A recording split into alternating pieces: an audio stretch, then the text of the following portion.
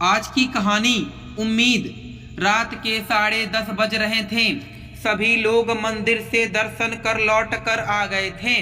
अभी कार बाहर खड़ी कर घर में प्रवेश किया ही था कि देखा बाहर हाल में ही बहू रचना के माता पिता बैठे हुए थे। अचानक समधी समधन मनीष जी और विद्या जी को घर में देखकर वो लोग हैरान रह गए।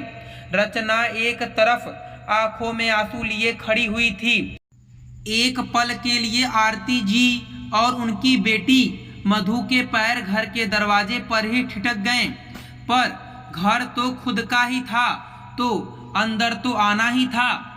तभी मामले की नजाकत को देखते हुए घर की मालकिन आरती जी ने कहा, नमस्ते समधी जी। नमस्ते समधिन जी। आज अचानक कैसे आना हो गया? आप लोग फोन कर देते तो हम लोग घर पर ही रुक जाते। उनकी बात सुनकर विद्या जी ने मुंह बिगाड़ते हुए कहा, अगर फोन करके आते तो हमें तो पता ही नहीं चलता कि हमारी बेटी के साथ यहाँ कैसा व्यवहार होता है। उनकी बात सुनकर सब हैरानी से एक दूसरे की शक्ल देखने लगे। वहीं आरती जी रचना की तरफ देखने लगी जो घड़ियाली आंसू बहा रही थी। उन्हें समझते देर नहीं लगी कि बहू ने ही कोई ना कोई ऐसी बात कही है जिसके कारण समधी समधन जी यहाँ आए हैं। और वो भी खुद नहीं आए हैं बल्कि रचना ने फोन करके उन्हें बुलाया है। वैसे भी रचना की आदत थी छोटी छोटी बातों पर अपने माता पिता को ससुराल बुला लेने की। और ये बात आरती जी को 2 महीने से ही बहुत अच्छे से समझ आ गई थी, क्योंकि पहले भी ऐसा हो चुका है। अभी पिछली बार जब रचना को मायके जाना था और मधु की परीक्षाएं चल रही थी, उसी समय आरती जी के मायके से जरूरी फोन आ गया कि जिसके कारण उन्हें समर के साथ जाना पड़ा। हालांकि समर रचना को कह गया था कि वो जल्दी से जल्दी वहां काम निपटा कर आ जाएगा और फिर उसे मायके ले जाएगा। तब तक मधु भी कॉलेज से आ जाएगी। समर और आरती जी के जाते समय तो उसने कुछ नहीं कहा, लेकिन जब दोनों लौट कर आए तो इसी बात का उसने बतंगड़ बनाकर अपने मम्मी पापा को बुला लिया था। तब भी समधन जी ने बहुत सुनाया था, पर आज ऐसा क्या हो गया? तभी रचना का पति समर अंदर आया। सामने अपने सास ससुर को देखकर पहले तो एक पल के लिए हैरान खड़ा रह गया, फिर आगे बढ़कर उनके पैर छुए और बोला, अरे पापा जी मम्मी जी, आप आज अचानक, हम तो सरप्राइज हो गए। तभी मनीष जी ने कहा, अरे बेटा जी, आप ही क्या सरप्राइज हुए हो? सरप्राइज तो हम लोग हो गए। हमने तो अपनी बेटी आपको दी थी, पर आपने उसकी क्या हालत कर दी। हमें आपसे यह उम्मीद नहीं थी। एक पल के लिए समर भी हैरान रह गया।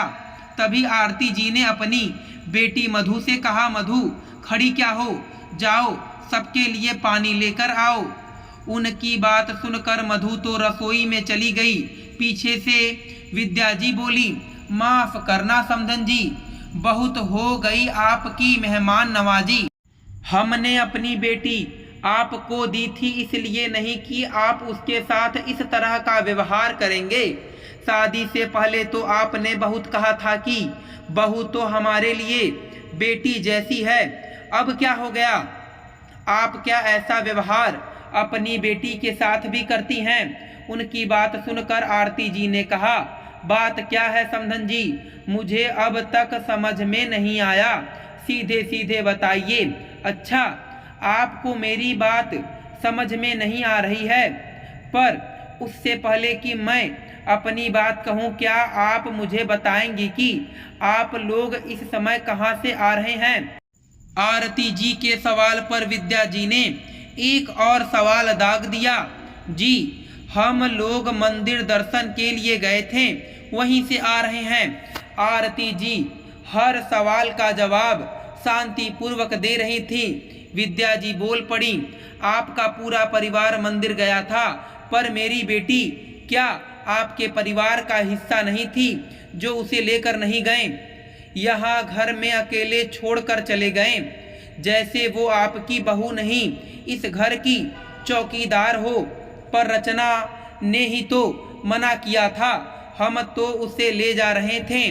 समर बीच में ही बोल पड़ा, अच्छा।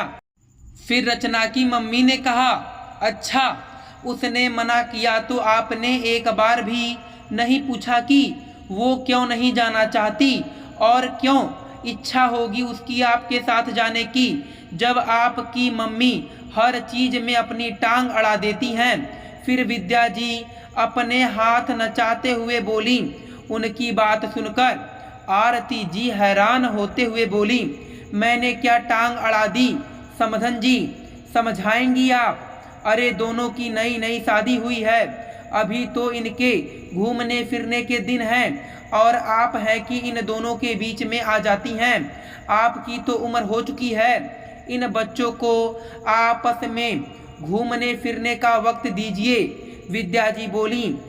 उनकी बात सुनकर समर खड़ा होते हुए बोला, ये क्या बोल रही हैं आप मम्मी जी, मंदिर ही तो गए थे और मंदिर पूरा परिवार गया था तो गलत क्या है भला?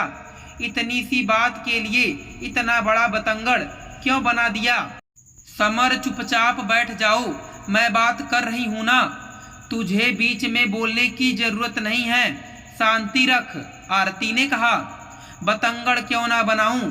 अरे मेरी बेटी के साथ आप लोग अन्याय कर रहे हैं तो मैं बर्दाश्त क्यों करूंगी?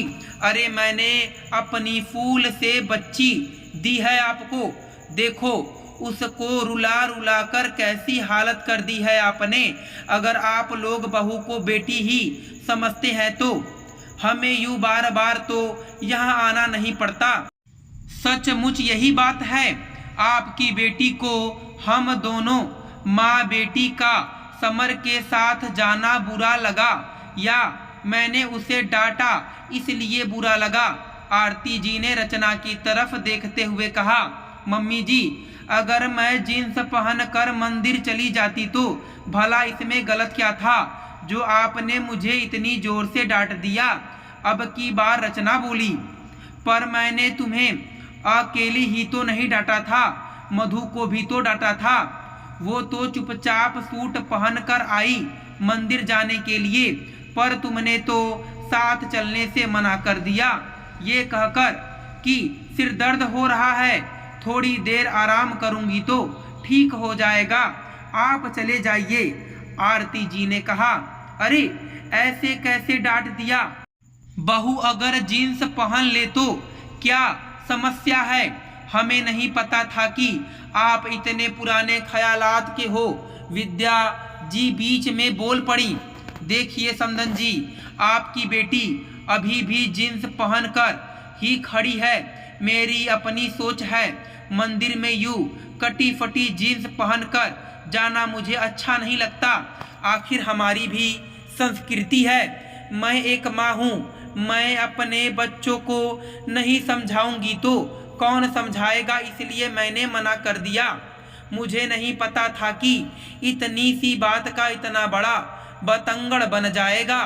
आरती जी ने कहा, बस कहने की बात है कि सास माँ होती है पर सास कभी माँ नहीं बन सकती। इतनी सी बात के लिए आपने मेरी बेटी को डांट दिया। विद्या जी की मुंह में जो आ रहा था बोलते जा रही थी, अब तो आरती जी से भी बर्दाश्त नहीं हुआ, पर अपनी जबान को ऊंची करने की बजाय उन्होंने शांति पूर्वक कहा, सच ही तो है समधन जी, सास कभी माँ नहीं बन सकती, इसी तरह यह भी सच है समधन जी की बहू भी कभी बेटी नहीं बन सकती। आपकी बेटी तो खुद बेटी नहीं बन पाई तो मुझसे माँ बनने की उम्मीद कैसे कर सकती है? मैंने आपकी बेटी को अकेले में तो नहीं डांटा था, मेरी बेटी भी इसके साथ ही खड़ी थी, पर वो तो चुपचाप जाकर कपड़े बदल कर आई, जबकि आपकी बेटी ने क्या किया? सास हूँ इसलिए बदनाम हूँ, सच कहा है मैंने, मैं इसकी कभी माँ नहीं बन सकती। लेकिन क्या आपकी बेटी मेरी बेटी बन पाई? जब आप घर पर अपनी बेटी को डांटती थी तो क्या ये तब भी आस पड़ोस के लोगों को इकट्ठा कर लेती थी, या आपको कुछ ना कह करके आपके रिश्तेदारों को आपको समझाने के लिए घर पर बुला लेती थी, जो आज ये यहाँ सब कुछ कर रही है? और आपने भी यहाँ आने से पहले एक बार अपनी बेटी से पूछा कि हम इसे क्यों नहीं लेकर गए, या ये खुद क्यों नहीं गई? ताली दोनों हाथों से बजती है। समधन जी, आप भी एक बेटी की माँ हैं, आपके घर में भी एक बहू है। भगवान ना करे कि आपके घर में भी ऐसा हो और आपको इन सब चीज़ों का सामना करना पड़े, तब क्या करोगे? मैंने तो कभी आपकी बहू को सूट तक में नहीं देखा, और यहाँ एक जींस के पीछे आप मुझसे लड़ने आ गई। आपकी बहू तो आपके घर के सिस्टम के अनुसार चली है ना, फिर आप मेरे घर में आकर क्यों इंटरफेयर कर रही हैं? बजाय अपनी बेटी को समझाने के आप हमें समझा रही हैं। आप अपनी बहू की कैसी माँ बनी? क्या आपकी बहू या उसके माता पिता को पता है आप मुझसे अपनी बेटी के लिए किन किन बातों के लिए लड़ने आती हैं? आरती जी के सवाल से विद्या जी झेप गई। ये गलत बात है समधन जी, आप बात पलट रही हैं। आपको मेरी बहू से क्या लेना देना? विद्या जी हड़बड़ाते हुए बोली। क्यों लेना देना नहीं है? खुद के घर में कोई भी सिस्टम हो चलेगा, लेकिन बेटी के ससुराल में सब कुछ चाहिए। जब आप मेरे घर में इंटरफेयर कर रही हैं तो फिर मुझे भी आपके घर में बोलना पड़ेगा। सब कुछ सही होने के बावजूद भी आप बाल की खाल निकालने में लगी रही हैं, तो फिर हमें भी आपकी बहू और उसके माता पिता से बात करनी पड़ेगी। मैं रोज रोज ये घड़ियाली आंसू और ये तमाशा बर्दाश्त नहीं कर सकती। आरती जी ने अपना पक्ष साफ साफ विद्या जी और मनीष जी के सामने रखा। विद्या जी कुछ बोलने को हुई, इतने में मनीष जी बोल पड़े। विद्या बस करो, क्यों बेटी का घर बिगाड़ने में तुली हो? सारी गलती तो तुम्हारी बेटी की नजर आ रही है। पहले तो मुझे लगा था कि मेरी बेटी यहाँ दुखी है, पर अब समझ में आ रहा है कि ये तो छोटी छोटी बातों को पकड़कर खुद परेशान हो रही है और दूसरों को भी परेशान कर रही है। अगर तुम इतना बीच में बोलोगी तो ये लोग अपना घर कभी बसा ही नहीं पाएंगे। लेकिन कुछ नहीं, उठो और घर चलो। और रचना, अगर इतनी छोटी छोटी बातों पर तुमने आइंदा तमाशा किया ना तो हम लोग नहीं आएंगे। खुद के घर में देखा है ना तुमने कि तुम्हारी माँ अपनी बहू को कैसे रखती है। तुम्हें तो इतनी छूट मिली हुई है तो उसकी खुद कुछ कदर कर लो। यूं बेवजह का तमाशा बनाओगी तो अपनी इज्जत भी घटा रही हो और हमारी भी। मनीष जी ने रचना को गुस्से से कहा तो रचना चुपचाप नजरें झुका के खड़ी हो गई। इसके बाद मनीष जी ने आरती जी से माफी मांगी और वहां से रवाना हो गए, इस आश्वासन के साथ कि आइंदा उनकी बेटी ऐसा हरकत करती है तो वो पहले आरती जी से बात करेंगे, ना कि सीधे अपनी पत्नी को लेकर उनके घर पहुंच जाएंगे। दोस्तों, मैं आशा करता हूं कि आपको यह कथा पसंद आई होगी। फिर मिलेंगे आपसे अगली कथा में। आप सभी का धन्यवाद।